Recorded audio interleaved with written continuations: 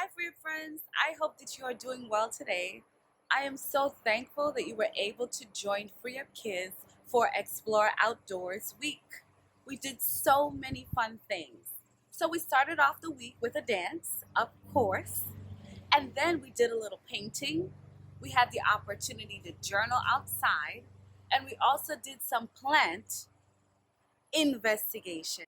Now, the options for outdoor activities are endless. So I hope you get really creative and find a lot of other fun things to do outdoor and enjoy nature.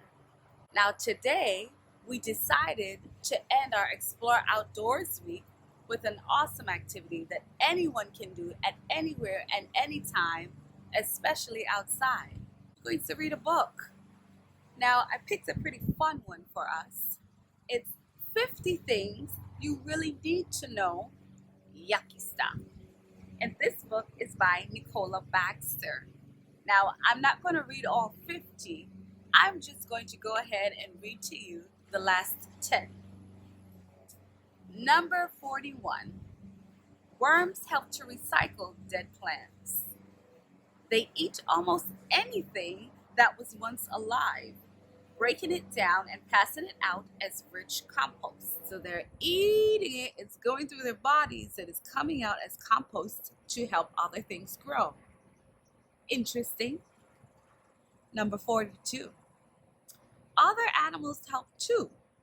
Scavengers eat dead animals. Their bodies use this food for energy and growing. Anything they can't use comes out as poop. Then the microorganisms get to work on that. So it's interesting. We see that cycle already. So here are the worms here. And here, as we talk about the scavengers, we see the hyenas. Another type of scavenger that we'd see flying in the sky is a vulture. Number 43.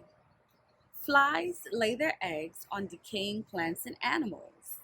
When the eggs hatch into maggots, on their way to becoming flies, they don't need to go looking for food. It's right there. So the maggots eat the decaying plants and animals. Here are the maggots right here.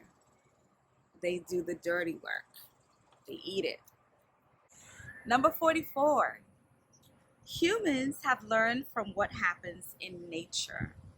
Gardeners make compost from plant material and fruit and vegetable scraps. Look what gradually happens. Right here, it's showing you the scraps from the fruit and the vegetables and how they are helping to fertilize the ground to allow other plants to grow. We're all a part of this great big cycle. Number 45. Decay is a cycle. It goes around and around just like a bicycle wheel. Plants use nutrients from the soil. Herbivores eat the plants, then carnivores eat the herbivores. All living things die. Microorganisms help living things decay.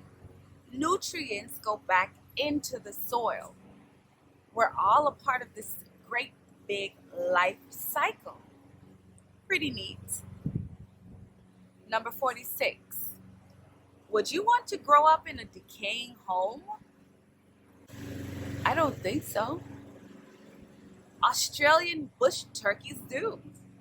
They build huge mounds of the decaying leaves and lay their eggs in them. Decay heats up the mound just like in a compost pile and keeps the eggs warm. So that's pretty interesting. We think that decaying leaves, in other words, dying leaves, are nasty, but this particular bird lays its eggs, the decaying leaf pile warms up, and it nurtures those eggs, keeping them warm. That's pretty interesting. So we get to a section called World of Waste. Number 47, we're almost there. Nature is amazing at recycling. Humans still have a lot to learn. I actually agree with that one. We each throw away a huge amount of garbage every year. Most of it goes into landfills, buried in the ground. This is hiding the yucky stuff, not dealing with it. So it's just kind of buried under the ground. And we produce garbage every year. We produce garbage every day, and we're just kind of burying it under the ground. So we gotta have to kind of come up with better ways for handling our trash and recycling items that we use. Number 48. Plastics were invented only just over 100 years ago. They are useful in so many ways, but are very hard to get rid of. It can take over 800 years for most plastics to biodegrade, in other words, to break down. What seems like useful stuff is often just yucky stuff. Really? Maybe you can get creative and think of a way that we can better recycle these items that we use, or you can come up with better quality items for us to use. That's something for you to think about. Number 49. Plastic waste is everywhere. It is found in oceans across the world. Tiny particles called microplastics have even been found in snow falling in the Arctic and in sea ice. Wow. Number 50. To stop our whole world from becoming yucky, we need to reduce, reuse, and recycle. But most of all, we need to rethink how we live in our world. And that's fact number 50. I think that was a great way for author Nicola Baxter to end her book. So it gives you something to reflect over and something to think about. And like I said, you can get really creative and come up with many different ideas that you think might positively impact the world. I hope that you have an awesome day, an awesome weekend, and I will see you next week with Free Up Kids. Take care and be well.